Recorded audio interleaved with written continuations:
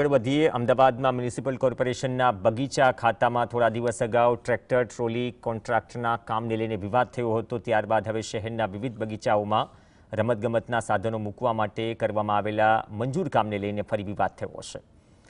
અલગ અલગ કુલ 101 ગાર્ડનમાં વિવિધ પ્રકારના ઓપન જીમ, રમતગમત તેમજ દિવ્યાંગો માટેના સાધનો સ્થાપિત કરવા 10 કરોડની વિવાદાસ્પદ દરખાસ્ત રિક્રિએશન અને કલ્ચરલ કમિટી દ્વારા મંજૂર થઈ। બે કોન્ટ્રાક્ટર એજન્સીઓને સોંપવા માટે કોર્પોરેશનના ઉચ્ચ અધિકારીઓ અને ભાજપના સત્તાધીશો વચ્ચે મિલીભગતથી મંજૂરી આપવામાં આવી હોવાના વિપક્ષે આક્ષેપ કર્યા।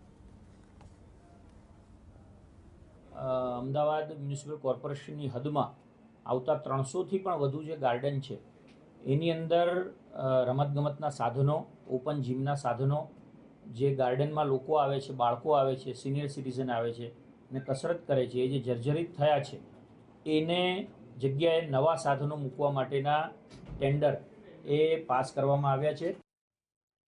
अहमदाबाद म्युनिसिपल कॉरपोरेशन के गार्डन डिपार्टमेंट के इतिहास में यानी कि एक ही वर्ष में 9 करोड़ के गार्डन के साधन मटेरियल खरीदने का टेंडर लाया गया है।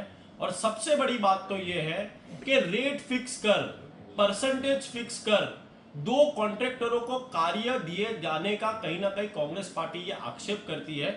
बगीचा जो खाता है उसमें अधिकारी जो है कॉन्ट्रैक्टरों के साथ मिली भगत कर कहीं ना कहीं अहमदाबाद शहर की जनता को गुमराह करने का कार्य कर रहे हैं।